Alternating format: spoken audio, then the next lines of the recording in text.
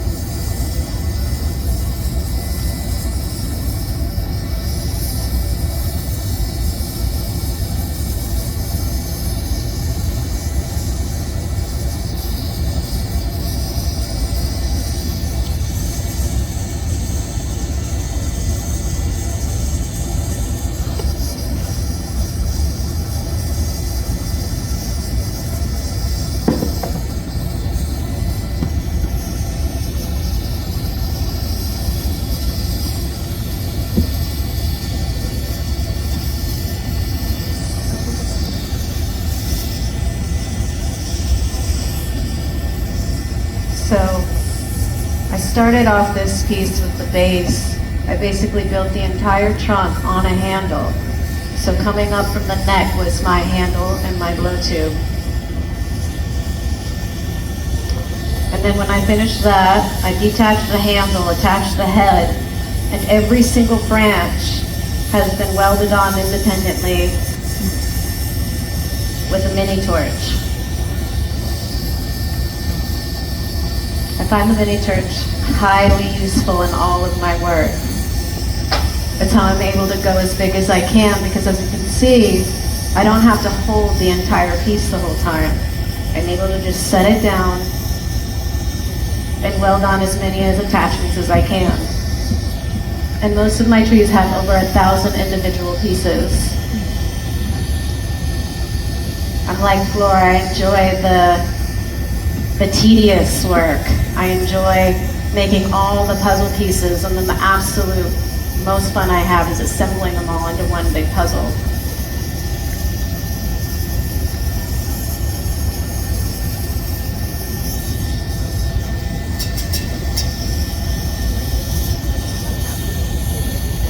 So I just attach a branch, I find a place to bridge it while I make sure it's welded on. Basically 3 steps: I stick, I bridge, I polish. I'll take one of those little guys and just go ahead and do another step in the top. Because I'm keeping my heat in one area, I feel pretty confident to keep the piece out for a little longer than some may be comfortable with. It's because I'm not touching any other part of the piece. I give myself about 2 to 5 minutes per step. And then I'm gonna stick the whole piece back in the kiln for about 10 minutes to reheat and cook it all again, get it nice and hot for my next step.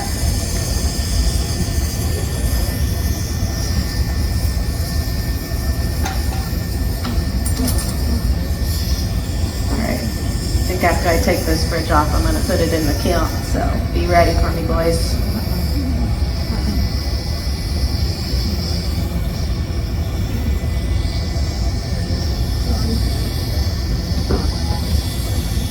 So the base of this piece is essentially, well, the entire piece is essentially one big network. Everything is attached to 2 points, aside from the leaves. Every single piece of cane is attached to the base and wrapped around and attached to some other portion of the piece, which really gives it a lot of sturdiness.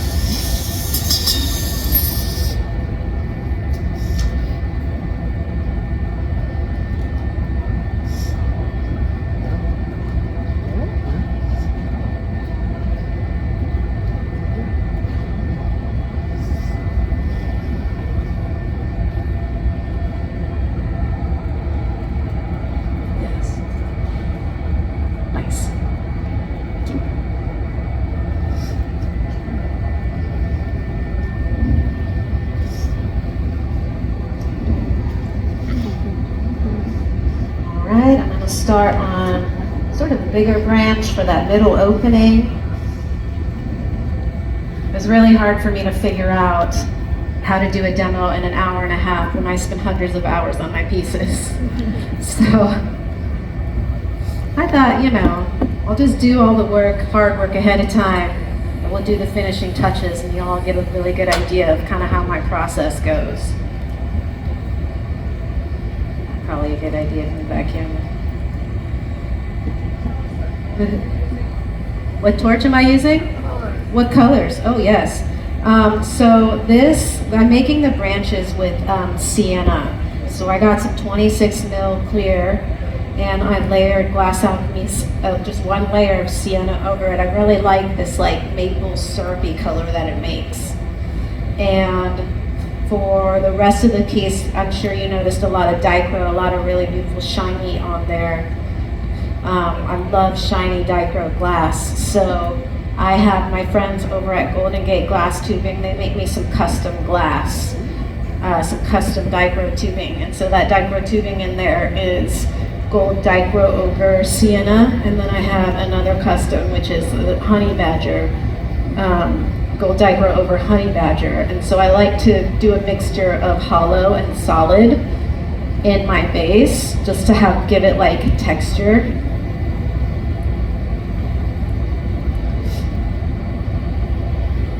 And all of my leaves are a striking color called silver seaweed that North Star Glass makes. And I really like this color because it's this really bright green, and the more that it sits in the kiln and the higher temperature it sits at, it kind of gets like a little purpley hue on the end, and it has a lot of dimension, which I really appreciate. When I made that piece at Corning, the tree house, that was a collaboration with two of my good friends, Chris Vickers and Phil Siebel. And my job for prep for that piece was to make all the leaves. So I spent like a week making leaves, and I brought them all in the Ziploc bag, just a bunch of leaves. And Eric Goldschmidt thought it would be funny to have someone in the audience count the leaves. And so we counted them, they were 837. Leaves, and we ended up putting all but a couple on the tree. So we figured that piece had over 1,000 components on it altogether, which this piece is probably not too far off from that.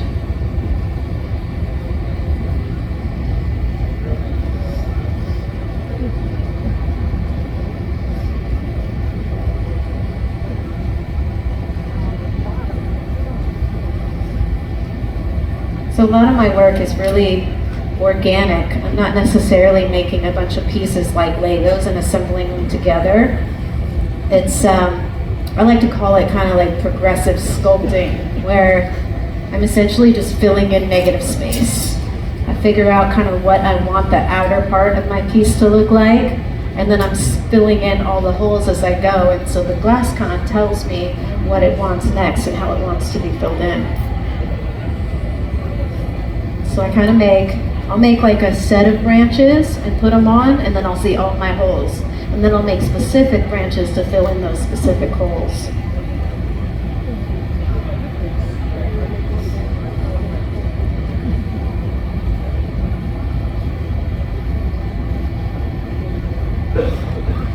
So, tell y'all a little story time. Let's like get cozy. I got a little fireplace right here behind me. It's keeping me nice and warm, like a fireside chat. What do you think? Nice. So I remember it very clearly. I was 12 years old. It was 1995, and my uncle, actually two of my uncles, were living in a little town in Oregon, in southern Oregon, called Ashland. And I went over to my uncle's house to visit, and I walked over to this shed in the backyard that he had. I opened the door and I see this flame going, what the heck are you doing? And he told me, I'm making a pipe. And I was like, what? And I'm like, you have glass, you're melting glass, and you're making a pipe? Why are you making a pipe? Like, of all the things you could make with glass, why a pipe? He's like, I don't know, I think it's cool. Oh, it's cool. You know, I'm like, okay, whatever. Like, I just couldn't, I was so fascinated with glass, but I couldn't understand, like, you have this really cool medium and this torch. Why are you making a pipe? I just didn't understand it. Of course, I was 12 years old, so that's probably a good thing. Later on, in high school, you know, it kind of became the family business. My mom ended up marrying a pipe maker, and her, my stepdad, my uncle, and my little brother all learned how to make pipes in the late 90s. And they opened a head shop in a little town in Northern California called South Lake Tahoe. And so, you know, naturally, I was a girl, and so I was stuck up by the front desk, and I was selling said pipes. And I always was very, very interested in what the guys were making in back. See, we had 8 torches set up. So all the guys in the back were making these little spoon pipes for production for the front of our store, and that was our family business. And that's how it went for a while. And, you know, my family, a little bit about them, you know, they were unconventional. Northern California, hippie, stoners, skaters, punk rockers. They were rebels, kind of according to society's terms. And so, what do you do in high school? You rebel against your family. But what do you do when your family are rebels? I rebelled, and I was the good kid. That's exactly right, my friend. I went to church. And I was heavily involved in church from the time I was a sophomore until I graduated high school, and was so connected into that community that I even went to Bible college for a year, and I did missions trips. And, you know, I was really judgy. I hate to admit it, but I was super judgy of my family. Like, couldn't understand why they smoked, thought it was bad, you know, thought it was against the Lord. And, you know, it was really hard. There was really a rift there that happened. And it wasn't until, you know, well, after high school and when I went to Bible college, it didn't take me long to decide that theology just wasn't for me. And so I went back to school because I was gonna get a real job. I was gonna, you know, be the first person in my family to graduate college. I would like be a teacher, or a writer, a doctor, some shit, and prove to them, like, you know, this is what it means to like get a real job and, you know, not be a degenerate. But what happens when you go to college? You get turned on to the dark side. So, when I went to school, I put myself through school for 2 years and, you know, learned to appreciate the pipe culture and community, let's just say. And after school, after 2 years, I moved back in with my mom and was like, you know what, put me on this torch. I have always been fascinated. I'm not gonna be judgy, I promise. I want to try this. And in my head, you know, I'd always been a creative student. I took a lot of art classes. Really, my first art love was ceramics and sculpting. And so I just thought to myself, you know what, I'm just gonna like make pipes for right now, make a few bucks on the side, and eventually I'm gonna make art. Like, I'm gonna like take this cool medium that I've never seen anywhere else, and I'll make art eventually. But for now, I'm just gonna like learn the ropes. So that's what I did. I started making pipes for the store, for my family. And it was a fun, you know, family business. A couple years down the road, you know, I still wasn't convinced. Went back to school, made pipes on the side, paid bills, bartended, made pipes, barista'd, made pipes, went to school, did all of those things all at the same time. And then it eventually happened where I was able to support myself just making pipes. And that's when I really started to build a community and started to meet people. I started traveling and meeting all these cool people, like-minded people. I started competing. I started going to the trade shows, and I started to develop an identity. I was a part of something bigger than myself, and it sucked me in. It became my passion. It became my community. It became my people. And the more that I got around and the more that I traveled around the world, I realized that nobody else was doing what we were doing. It was very rare, and we were pushing it. We had competition, but it was healthy competition. We were collaborating. We were working with each other. We were innovating. We invented all these new borosilicate colors and tools and equipment. This kiln over here was designed by a pipe maker. Now, they used to say, like when I started, there was only maybe a couple dozen colors in boro. Now I would guess there might be close to 1,000 at this point. And we have colors that range every color of the rainbow in UV reactive glass, glow in the dark glass. We have CFL glass, that color changing glass, satin glass, glittery glass, striking glass, anything that you can name. We have it in boro now, and I think that's due in large part to the pipe community. And it felt like I was on the precipice of something big. Something exciting, something modern, something current, something contemporary and relevant to what's happening in society, because alongside society, as we all know, we're understanding the cannabis culture, and the taboos around it are slowly starting to dissipate. And we were fed, our industry was fed by the other industries, and we were able to pour back into borosilicate glass and pour back into frameworking and push it and work together and challenge each other, and it was beautiful. It made me who I am, and it will always be a part of who I am.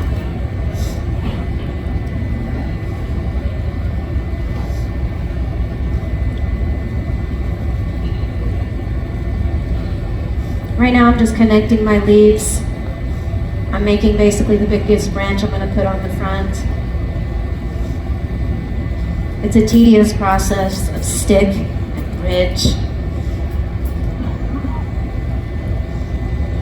I think I mentioned before that I like to spend weeks on my pieces. Sometimes I've spent months. I think the most time I ever put on a piece is like 3 months. That was consistent work.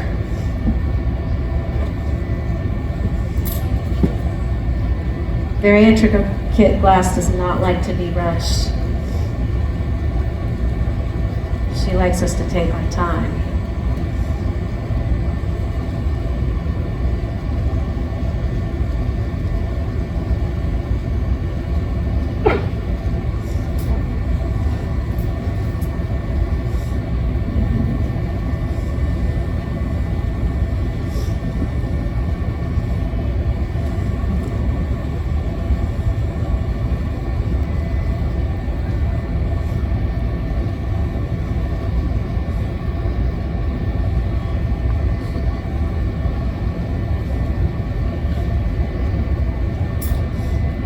I know that I've had my piece kind of just getting a little bigger. I want to keep some of that core heat in there just so I don't have any of these leaves cracking off. If anybody's wondering, I'm using a GTT Samurai torch. I believe it was designed by Kabuki, the marble maker. It's got a really great center fire. Very great for marble making. I believe it's a phantom centerfire.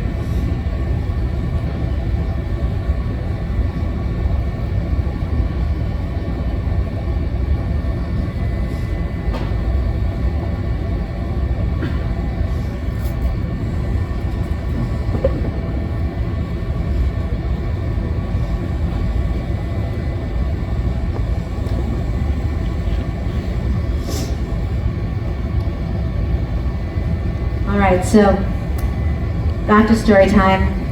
I'm living this big, awesome, wild and crazy life. My entire 20s goes by in a blur, and I'm on top of the world. And I develop the brand, the Laceface brand, and I travel all over the world, and I blow glass with amazing people. And I meet my husband, now, Scuba, up in the back halo. He happens to sell glass, which is very convenient for me. And we got married, and then I had an existential crisis. I got pregnant. And, as it happens when you become a parent, everything shifts. The identity, the big, wild, crazy, beautiful life that I had, all of a sudden got very, very small. And a couple months into my pregnancy, I wasn't able to blow glass anymore because I would get too sick when I'd get on the torch. The heat and the fumes were just too much for me. So I had to stop blowing glass. And after 12 years of blowing glass all day, every day, and that's who you are and how you identify, it was a shock, to say the least. And I had to stop blowing glass for about a year, and it was really one of the most beautiful times, one of the most brutal times. I thought my life was never going to be the same. I thought I would never be able to do all these awesome things.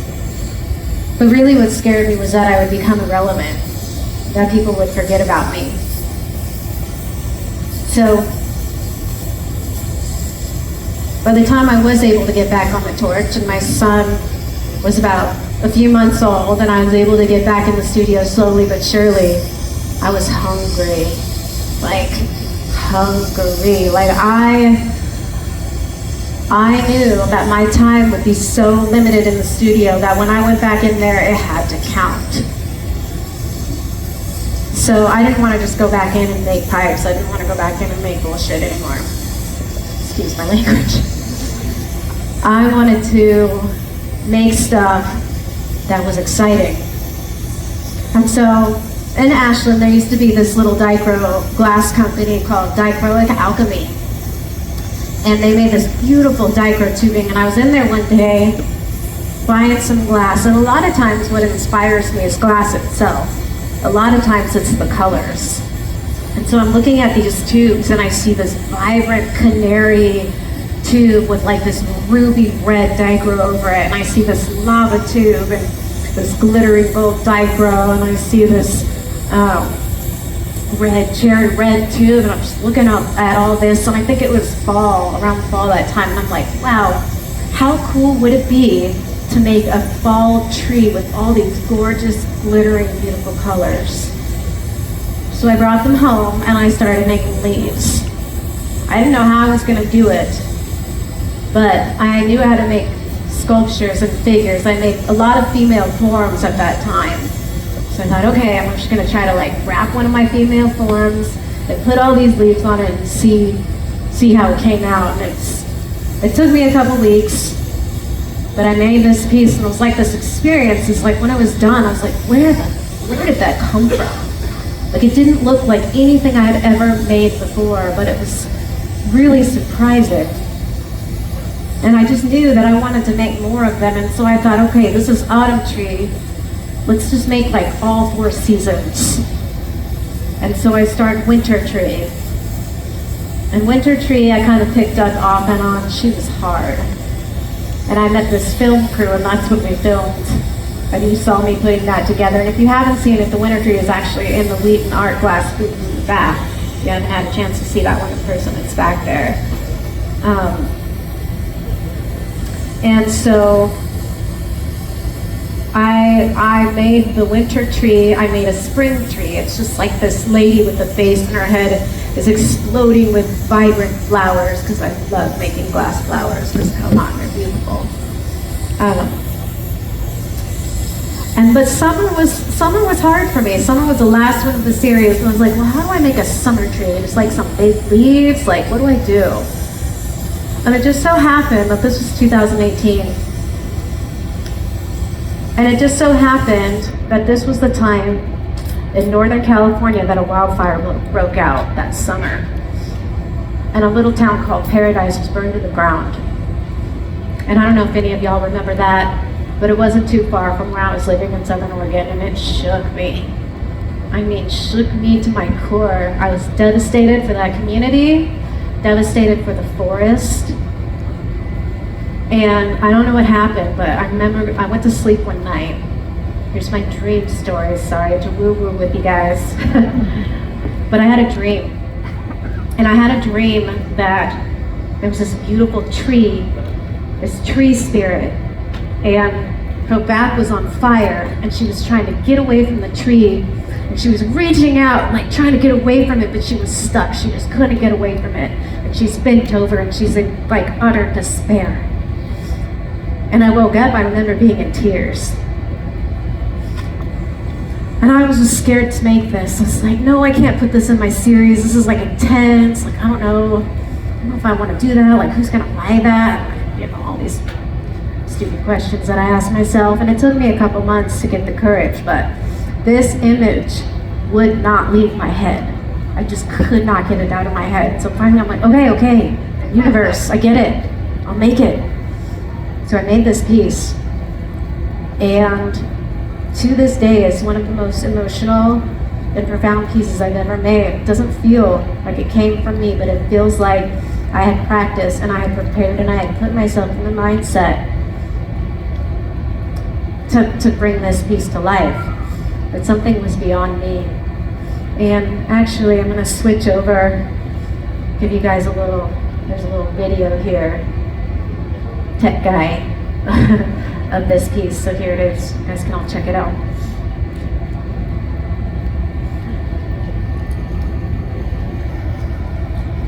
Suddenly my art, my why, the reason I made pipes the reason that I made glass wasn't about pipes anymore. It wasn't about the pipe community, it wasn't about trying to prove anything. Suddenly my work became about something bigger, about a story, about a message about the human condition. And it made me feel more alive and more excited about my work than I'd ever been. And I just knew that I wanted to chase that feeling.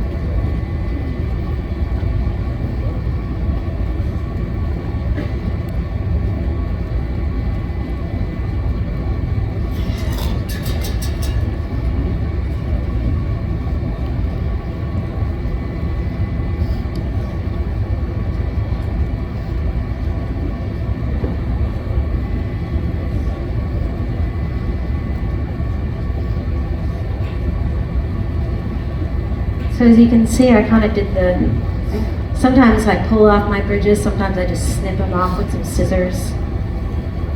Going in, polishing every individual leaf. That way, by the time I get it on my base, everything's done. I only have to worry about the polish.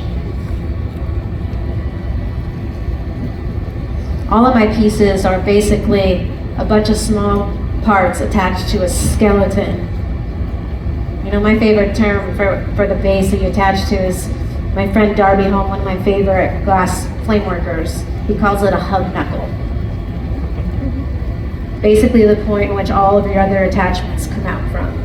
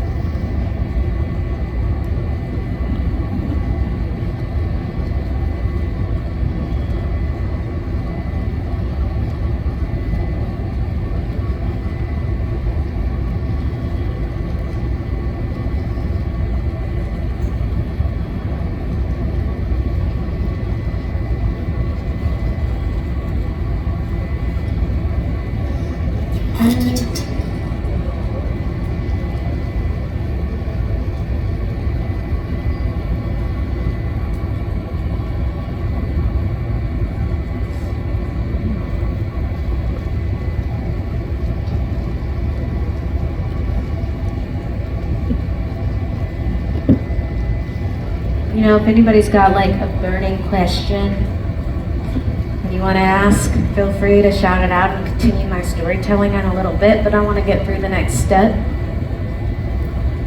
But it sounds like you could drop a needle in here. So we would hear it. So does anybody have any burning question they want to ask? Yes, ma'am.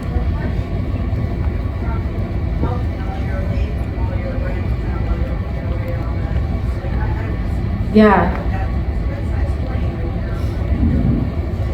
Yeah, absolutely. She's asking, how do I keep from melting all my leaves together with my flame? And I'm very specific. It looks like I have a white flame, but I'm hitting it very specifically on just the tips. And even like the flashback on all the flames, kind of keeping the rest of the pieces hot. As long as I don't hold it and keep it, it's like I keep turning it. As long as I keep moving it, there's not enough actual flame and heat to move the base of the pieces. It's really just about like always keeping the glass moving. And so even if the flame hits some of these leaves for a second, it's not long enough to make it move because boro likes to be stiff.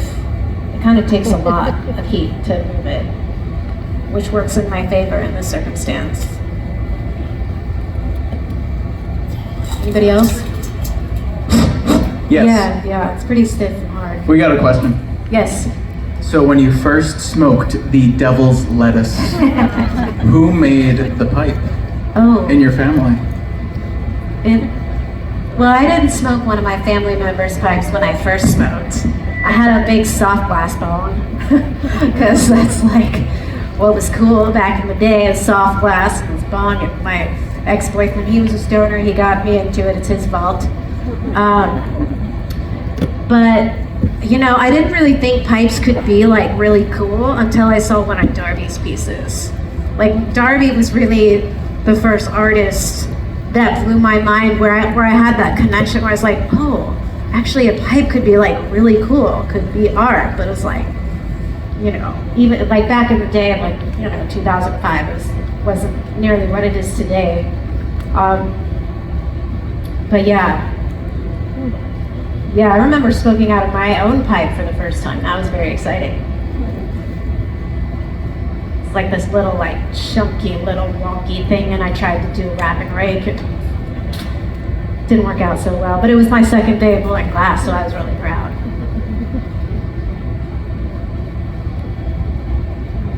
Anybody else got a question?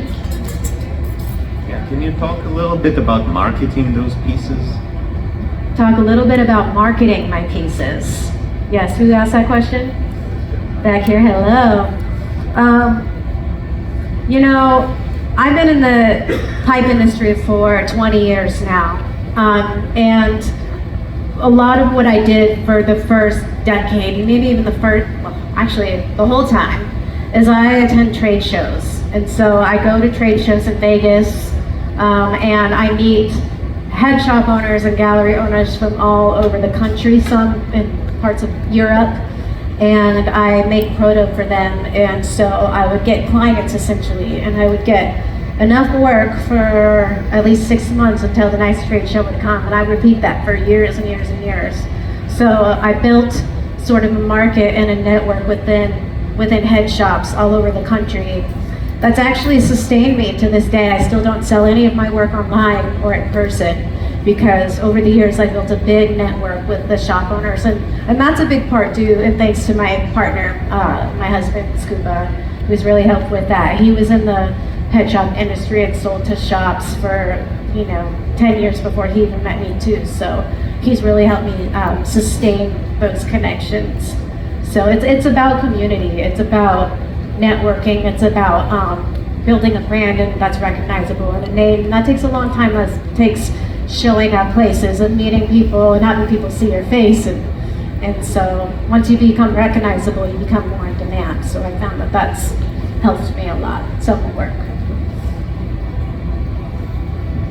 All right, I'm gonna get ready to pull this piece out, take a pause on the questions. I just wanna make sure that this piece is gonna be solid. I'm gonna stick this bad boy right on the front. Just a little leaf.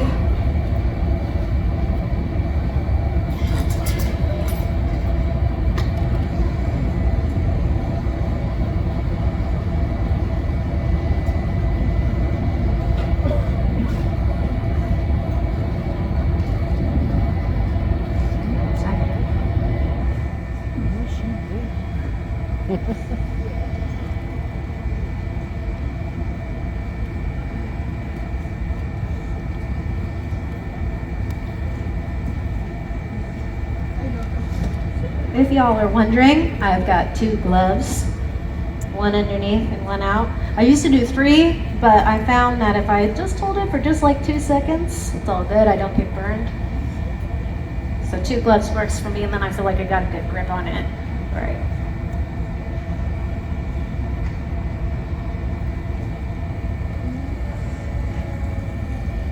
Woo, yeah. Okay. Thank you.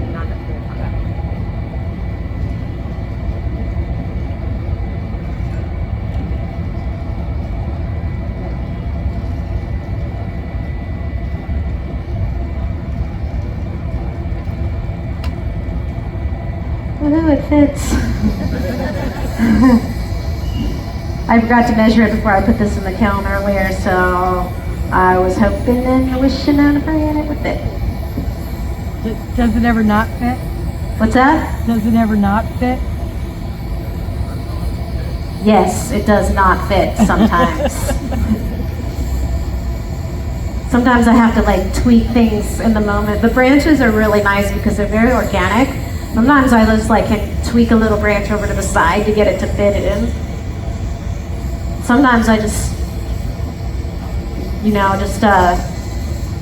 adjust it in the moment. I kind of have a good like internal timer in my head, so I know about how long I have. I've learned how to push it.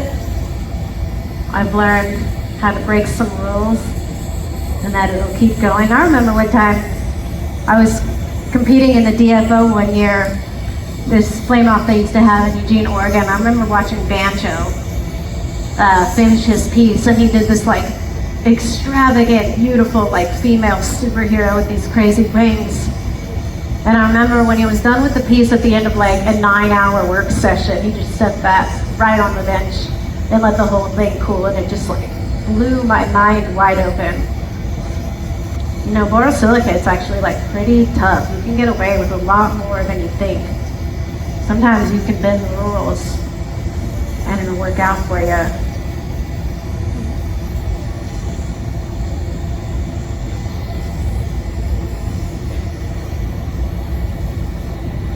If the piece is well made, I wouldn't recommend this, but if the piece is well made, I could sit here and work in the top and let the entire bottom just cool off to cold. As long as I never stuck my flame back down in the bottom, because it's the extreme temperatures that the glass doesn't like. So we don't want to heat it up or cool it down too fast. I don't recommend that. Maybe practice small.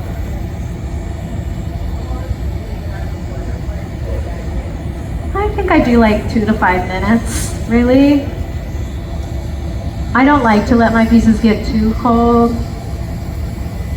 Typically, if there's this much work in it, sometimes if it's like a smaller piece and it's not as much work, like if I'm working on a small hand piece or something, it's not as concerning to me. But the more attachments I have and the more like thickness that they have, the more that I really try to be careful. Because when you have different thicknesses, things are cooling down at different rates, so you just want to be aware of that.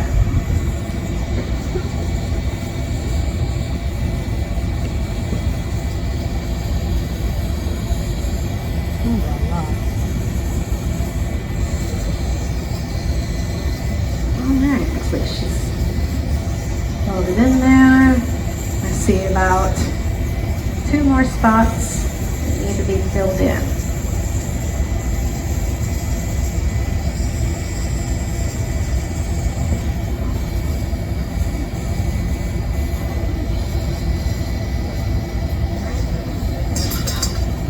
Yeah.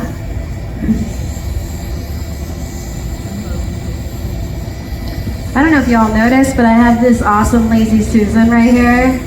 It's one of my favorite tools. When I get this piece off of it in a minute, I'll show you what's underneath. It's basically like 2 metal plates and some ball bearings that my little brother made for me. And I don't know what I've had this thing for at least 10 years. I don't know what I would do. I don't know if I'd be able to make the work that I do without it. Otherwise, it'd be really, really hard to maneuver something as big as this. And that's like a lot of the questions that I get, like, how can someone as small as you make some pieces as big as you do. And it's like, the truth is that like I found shortcuts and ways to take the pressure off of having to hold a big piece of glass, just like out of necessity. And I came up in the glass world, the pipe world specifically, where like big headies were the thing. And so I learned to make big glass in the very beginning, and old habits die hard, I suppose.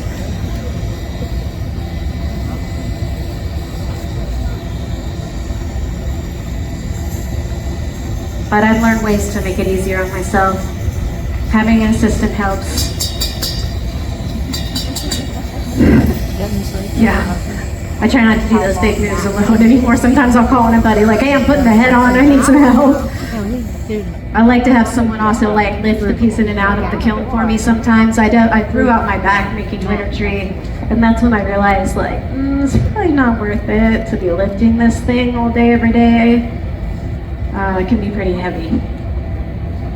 The repetitiveness will get to you. So the older we get, the more we gotta take care of our bodies. Stretch, take the load off for that longevity, because I want to be blowing glass as long as I can.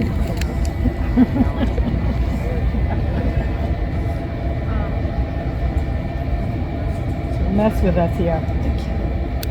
Get us in the kiln.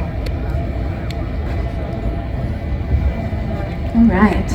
Okay.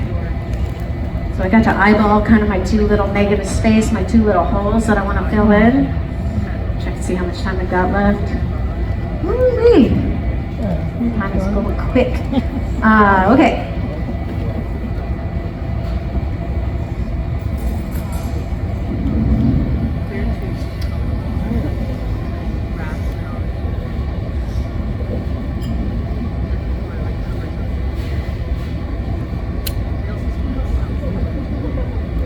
So, anyways, back to my stories. You know, I've been doing this body of work for a few years now. These tree pieces. And it's so interesting because I'm always like, I thought that it would just be like those first 4 trees and then I'd be done and I'd move on. But I mean, still, like I still keep getting ideas for trees all the time. And, you know, that message never really seems to get old. In fact, like, it seems more relevant now than ever, to be honest, with what's going on. You know, these trees, like the why do I make these? It has a lot to do with climate change. It has a lot to do with what's changing.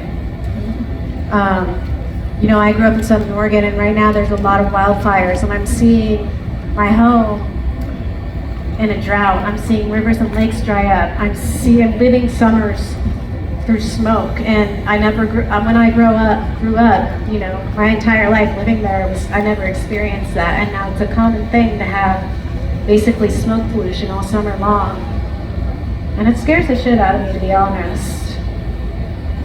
So much so that we relocated to Texas. You know, because my husband's from there and his family's from there. But I remember, like, one day my son was about 3, and we have this like cute little farmer's market in our town that we were living in, and I was loading him up in the van. It was a Tuesday morning, and I'm out in my driveway, and then I see like a bunch of these cop cars just like racing by. I'm like, what the heck is happening? This is weird. So I get in my van and I kind of like drive down the street. I drive 2 blocks away, and I can just see this huge column of smoke. And there's a helicopter already there, and this entire field, like the size of a city block, was lit up. And of course I flipped out, went back home, grabbed my dogs, grabbed my computer, grabbed whatever I could grab, and I got in my car and raced up to Grants Pass to my grandparents' house. I mean, I was scared. I thought my house was gonna burn down. It was like a block away. That fire is called the Alameda Fire, and that fire ended up taking the 2 towns next to my town because the wind was blowing that way. Had it been blowing the other way, it would have taken my little town. And so these pieces, to me, they come from experience. They come from remembering that we have to take care of nature. that we are nature. I put these tree spirits, these goddess figures in the trees so that they can remind us that we are them. When we destroy them, we're destroying us, right? We can't live on this planet without the trees. And this message it's more relevant today than ever. And so I still feel called to continue making them. In the Wheaton Gallery over there, I have another piece. She's called Hostile Takeover.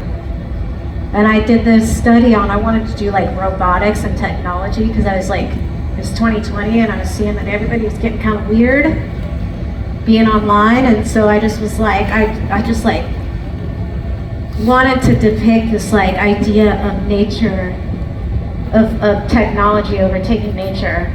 And so I used like all these little robot like light bulb shapes, some little Maria Bulby shapes, and I just assembled them all over this tree. Probably the most intricate piece I've ever made to this day, but it's just like, not all of my pieces are super literal, some of them are more conceptual. But they all have messages, they all have stories.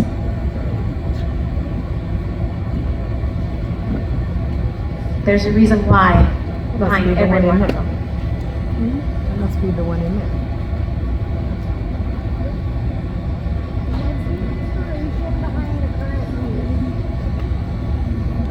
What's the inspiration behind the current piece? What? Someone has a question.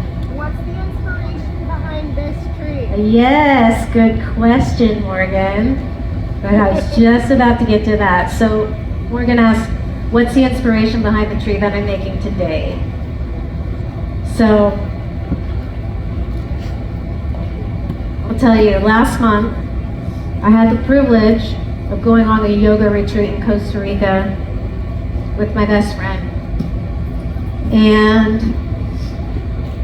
there, you know, it was a really profound, I would say almost like spiritual experience for me.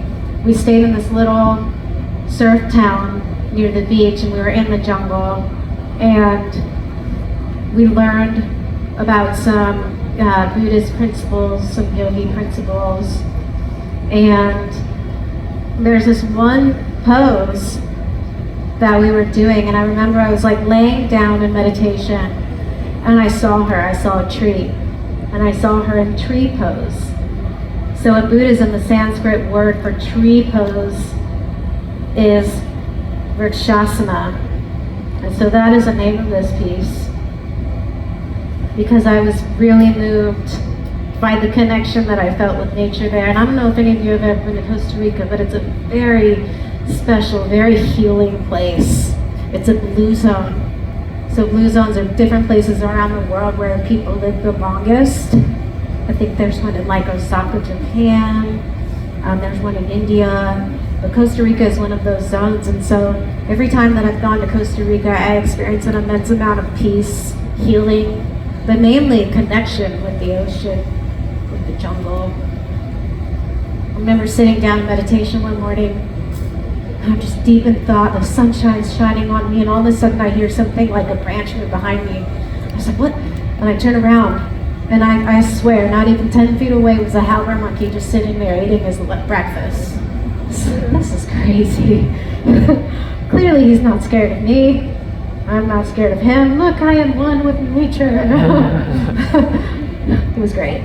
But you know, I learned some really deep, beautiful things while I was there. And one of the coolest things that I've learned was this idea of Sangha. So Sangha is the Sanskrit word for community. And so I really wanted to make my next piece embody the energy of Sangha, of community, my yoga community, but especially for my glass community. You all are my Sangha.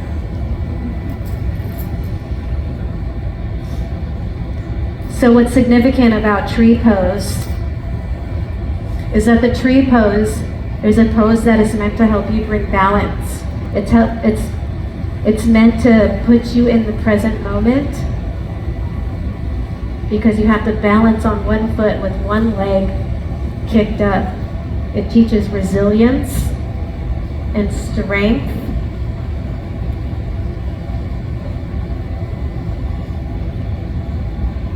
And it's a deep, deep source of peace. And I figured in these times, I think we could all use a little bit more resilience, more strength, and more peace.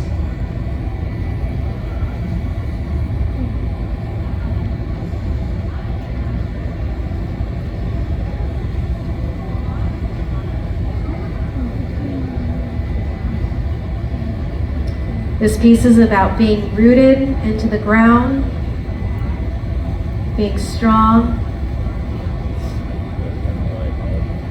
finding your peace in who you are, and finding your sangha, finding your community. And that's the way that we overcome difficulties and hard times, is through our inner peace and through our outer community. Trees are so cool. Like, there's all these studies now, we're learning so much more about trees and how they communicate with each other. They have these intricate underground, like, fungal networks where they communicate with each other, where a sick tree will actually send nutrients across the forest or to another tree. Like the healthy trees will send their nutrients to a sick tree to keep it alive. They all communicate with each other underground in ways that we don't really understand still. They're so cool. They're such cool creatures.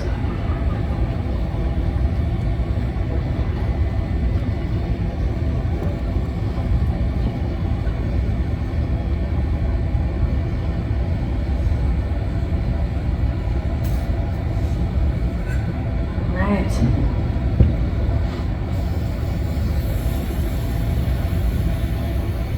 So this is my last little guy I'm going to put on the front. Or on the top.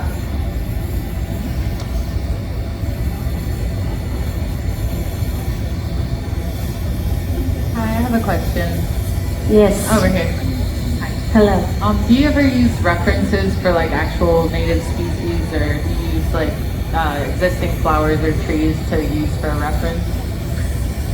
References. Do I ever use references? Yeah. Sometimes whenever I'm like making a specific tree, sometimes I like to like read up on it. Like something I have in my sketchbook that I'm really excited to work on next is a Japanese maple tree. And so I'm kind of learning about the way that it kind of stands out to kind of protect itself and its root base, which I find is really interesting. But yeah, I like to learn a little bit more about the things that I'm making. Hopefully that answers your question, but some of them are more like conceptual, some of them are a little bit more literal. I'm inspired by a lot of like colors, cool shapes of leaves, cool poses. I studied a lot of the female figure when I was in the first like 10 years or so that I was blowing glass.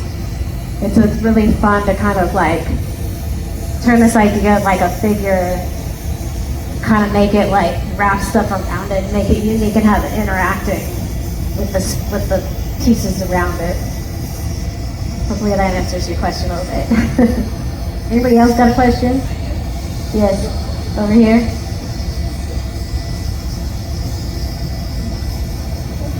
Thanks, Lacy, for everything. This is really interesting. I love everything you're doing. So thank you. Thank you. What is the most important technical skill you learned in pipe making, and what is the most important artistic skill that you take from that? What is the most important technical skill that I've learned from pipe making? I would say that for me personally, pipe making taught me composition. Composition, I think, is really important. And I'll say, like, I didn't go to glassblowing school. I didn't take glassblowing classes. I learned from my peers. It was like the school of life, and I got to work with some of the most amazing pipe makers, and they taught me a lot. And one of those people was Buck. And I remember when I worked with Buck, and the way that he assembled, where we built this pirate ship, and he like hung half of that thing out of the kiln, and half of it was cold and half of it was hot. And the way that he assembled everything together in this big cage and worked it, like, I don't know, it made me realize what was possible with glass. Like, you don't have to have glass on a handle, you know, and so being able to compose glass in different ways, and making pipes taught me how to make glass strong too. So in my work, while it looks very fragile, it's actually not. A lot of my work is bridged in at least 2 places, so everything is on there solid. You're not gonna have like long chunks kind of flying off, because I'm so used to making pieces so that they can be handled and held. And so I feel like that is always kind of like, that's part of my artistic vocabulary, and that kind of carries, even if I just make non-functional, it's that aspect really carries through, that I learned from pipes.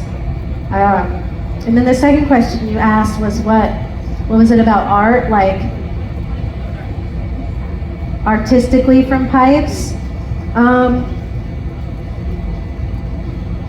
You know, I think that the best thing I could say is like my community, like there's so many amazing, unique, weird, cool people in the pipe community who have such different styles and voices in their work. And one of my favorite things is like when you see someone's work and you like, and they make something like monsters or something, and then you meet them in real life and they're kind of like goblin-y, monstery themselves, you know, like they kind of have this like weird quirk about them, you know, like you can really see people's individual personalities coming out in their glass, and that's like one of my favorite things. I love the weird, and so that's really present in the pipe community, is like a lot of really cool individual voices and vocabularies. So thank you for asking that. That's a good question.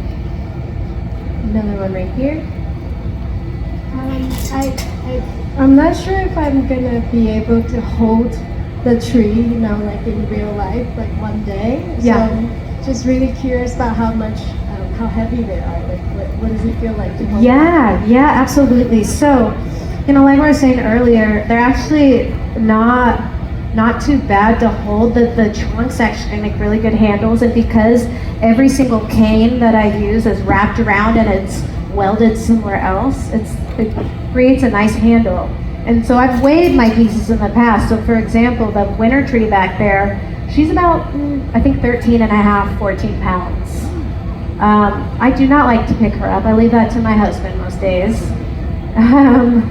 But these trees, you know, they're a lot of glass, and I would say on average, they're probably about 8 to 12 pounds, which is, you know, it's not too bad. It's not comfortable to hold a big piece of glass like that, but they're sturdy, they're solid,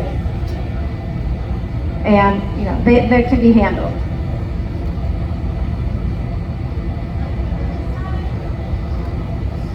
I have another question. I'm going to clean up these. I'll take one more question while I get ready for the next move. So when I first saw your trees, I didn't know that they were functional, and that kind of blew me away. Yep. And so I was wondering what keeps you making pipes? Like why What why keeps do me you making stick them? with it? Yeah. Why do I keep making them functional? Yeah. Well, there's a couple reasons. The main reason is that's my market. So I've been in the market in the pipe industry for 20 years. So these are the pieces that a lot of my collectors and my buyers want from me. They want functional glass, and I'm happy to supply them because it supports my art habit. So that's a big reason why I continue. But to be honest, you know, even though it's my roots and it's where I came from, and I'll always have love for my family and my pipe community, it's not always what I see for myself in the future. It is, you know, I want to make glass installations. I want to make non-functionals. I have a lot of ideas of things that I want to do in the future, but it's about kind of growing my market and my awareness in other avenues and arenas, which is why it's a super honor to be here. It's really exciting for me to be in front of a group of people who don't know who I am and has not seen my work and can kind of see like what's possible with flame working. And I will say that this tree, Vrikshasana, she is my first non-functional tree, so I'm very proud of her. Yes. Thank you, I appreciate that. Yeah, I look forward to making more non-functionals. To me, it's like the same. You know, to me, it's like they look the same. One doesn't take longer than the other. It's like, it's a matter of a little hole, and that's about it. So like, I know a lot of the reason why I make the pipes the way that I do is because I'm kind of like trying to prove a point. Like, you know, it doesn't have to be like, just because it's a pipe doesn't mean it's not art. Doesn't mean it doesn't have a presence. And so that's kind of like what my mindset has been a lot in the past. But as I get older and mature and evolve, it's like it's not necessarily about proving anything anymore. It's really about, the most important thing is about my stories, the stories behind my pieces, and what I'm trying to share with the world. So thank you, that was a great question too. All right, we'll give this a little preheat. We'll pull her out one more time.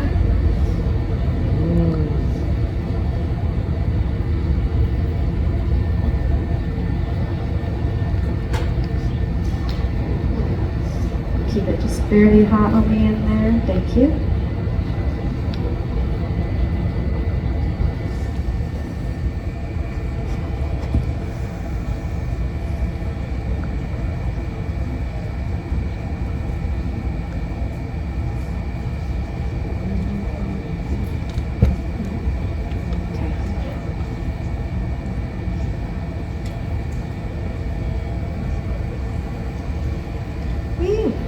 She is hot. Hello, darling. Sometimes I like talk to him. Sorry, I'm a little weird. Thank you.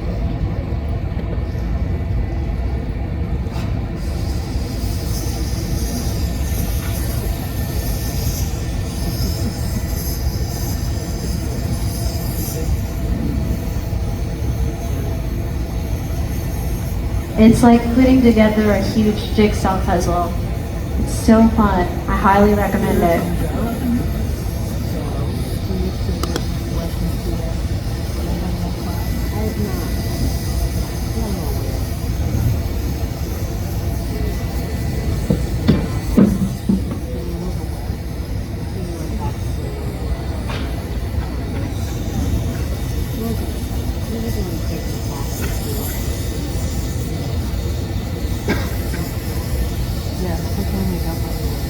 So after I attach each branch, I make sure I do a little mini weld. No branches just like hanging out there willy-nilly. It's welded on somewhere else just to keep it nice and sturdy. And that's some of the pipe making technique for you. I don't want people to be afraid to handle my work. Ever. Pipe or not.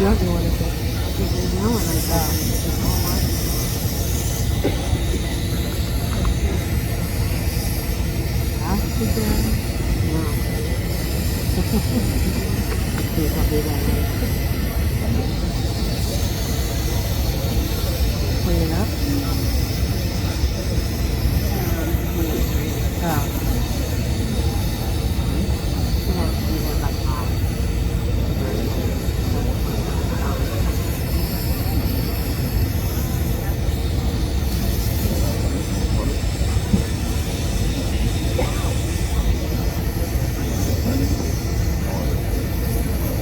You said that's dichro?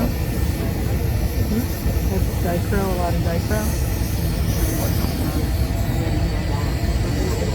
I mean, it's so glittery.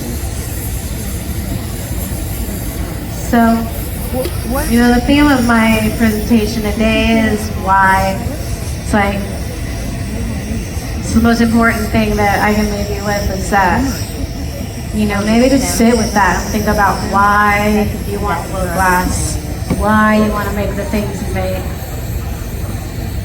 Maybe you figure out that your why changes when you ask that question. Maybe it leads you down another road. But as soon as I started getting clear on my why, that's when I felt like I was on the right path. You know, it's crazy, like, I was watching Flora's presentation last night, and I seen these guys in India, you know, making their glass beads, and I just like couldn't shake the feeling like, wow, like how crazy that I was born in this place in this time in history. Like that I was exposed to not just pipe making, but to flame working. That I got exposed to this rare medium that, you know, you don't see in a lot of places. Like, you know, what if I was just like born in India? Like, what would I be doing right now, you know? And it really like puts things into perspective. Like,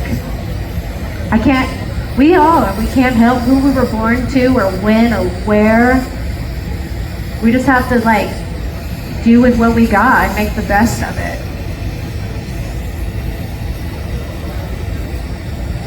And I'm very, very grateful to my family and to the community that raised me. So excited for what's next.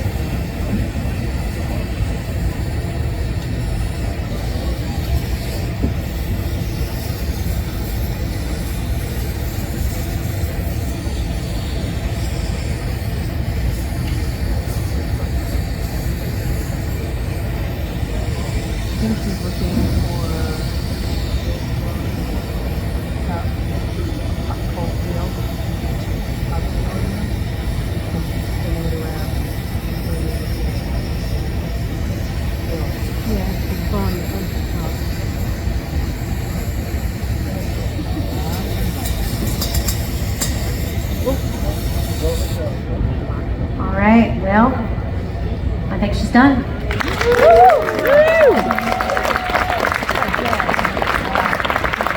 Thank you, Lacy. Thank you so much. I want to just leave you all, yes, questions, but real quick, let me put this piece back, and then I want to leave you all with a little quote that I found that sums up this whole talk.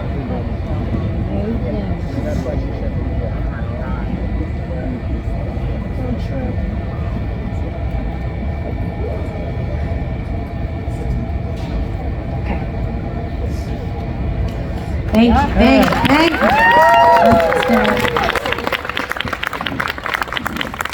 All right, so I found this really great quote that really sums up everything I was trying to say today.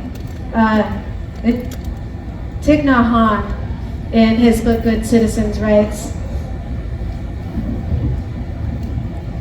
"Thanks to the collective practice, we can regain our solidity. Even if we are distracted, our Sangha, our community, can help us remember to come back to the present moment, to touch what is positive, to touch our own peace, and to see how to undo what is difficult." So please, again, thank you for being my Sangha, my community. It's such an honor and a privilege to be here. Full of glass for y'all and sharing with y'all. So I'm really, really appreciative. Thank you. I'll take a couple more questions. Does anybody else have something they want to ask? Oh. Okay. Oh, cool. Leave it here.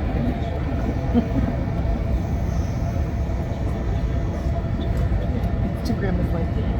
Okay, I have a quick question, Yes. and then I have a longer question. Great. You must have a refractory that you have on top of your Lazy Susan, correct? Yes, I have a piece of Hardy Backer. Well, actually, let me show you this. I didn't get to show you earlier. So I have on top of Hardy Backer, you can see she's pretty beat up. And then I have a kiln brick, like kind of a big kiln brick with a hole in the middle. And this is the cool part. So this is basically two pieces of metal with some ball bearings underneath. So you can get a metalworker to make one of these for you. These are amazing. Like, no matter how big or small your work is, it really comes in handy.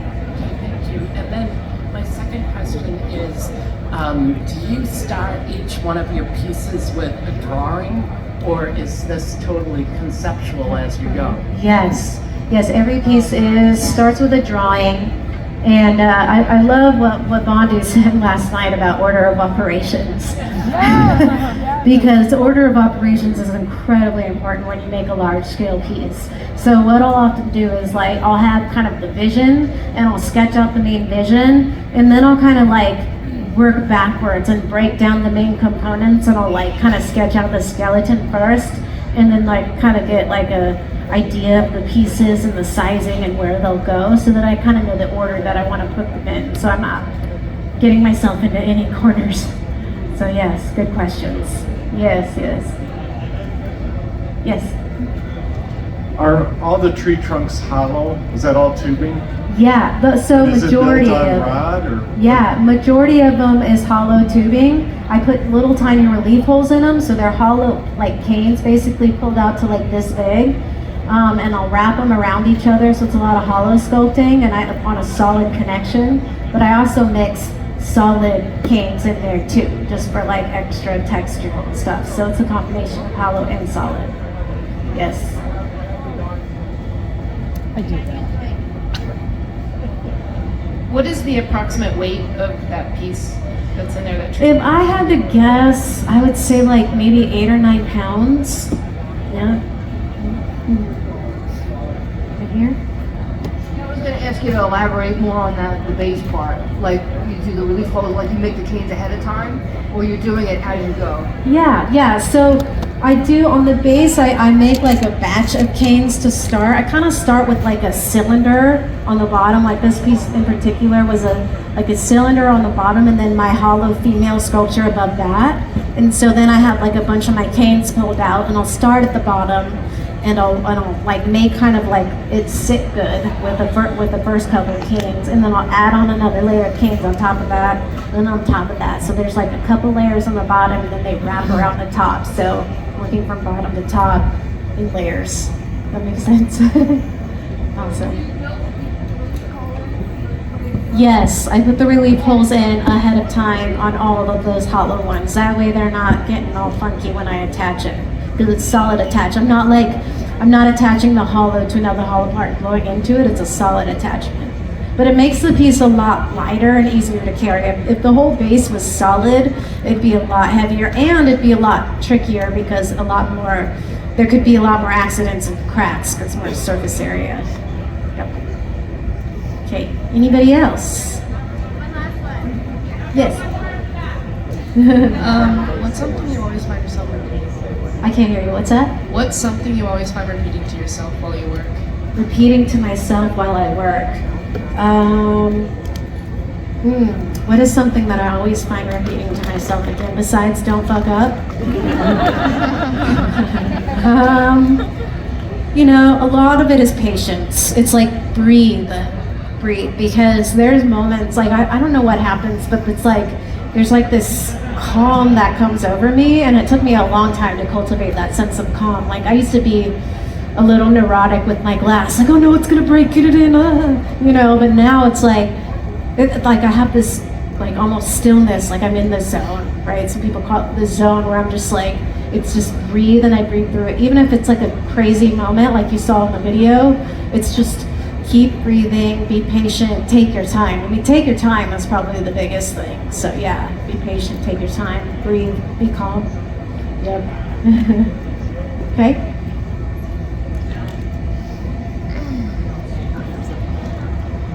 I can hear you a little bit.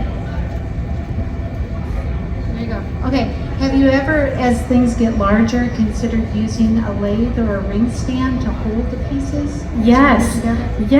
So, I've worked in various shops with lathes in them, and I have always been interested in learning, and so I'm really lucky because a couple months ago, my friend Randy Stray and his wife Julia's here. Hi, Julia. He brought down this like benchtop lathe to my studio like a couple months ago, and so I've been playing around with the lathe for the first time. I'm really excited. I think it's going to open up some opportunities and some doors for me because, it's real. Like I'm getting older, my hands are getting tired. Things are getting stiff, and I know that like my time is limited, and it scares me. So yeah, I'm always looking for ways to lighten the load and ways to create work with more tools where it's not so hard and on my body. So yeah, it's a good question. Is there anybody else? Last chance. We can do one more. We're actually on time. this year. Wow. Yes. I probably could have put another branch on, but I won't. Nice. We had one more. Did you have a question down here? Hey, in the microphone, Nicole. Order. I just wanted to ask a bit more on your order of operations. Like, Okay. how do you go about assembling big sculptures like that, especially as for like the students here and artists like myself? Yes, absolutely. So that's a good question. She's asking about order of operations. So basically, like, I approach a piece with a picture, and then it's like, I work from the inside out. So I'm thinking about what is the very inner piece, what is the skeleton of the piece? Because whatever that skeleton looks like, if she's like got her leg up or up here or like this, like that's gonna be the shape of the piece at the end of the day. So the very beginning is the first step, is the first order of operations, is that skeleton. And then I'm like, okay, what are the inner components? Like, what's the next layer? Or what's the next big piece that I gotta go on? And so it goes like, I'm basically like ordering, okay, for this tree, for example, it's the female figure that's in the middle first. And then the next one is her base and her feet, making her feet stand. And then the next order is, I'm gonna wrap that midsection. And then the next order is, I'm gonna take the handle off the top and I'm gonna put the head on. And then the next one is, I'm gonna put on all the branches. So it's like, I actually write those down, 1, 2, 3, 4, 5. You know, just so I can keep it steady, because I don't want to work on something down here and then go up here and then like struggle and do the middle, you know. So it helps to kind of think through the whole piece beforehand, before you make it. So part of it is really organic with the individual shapes, but part of it is pre-planning. Hopefully that helps. Good. Good. Yes, yes.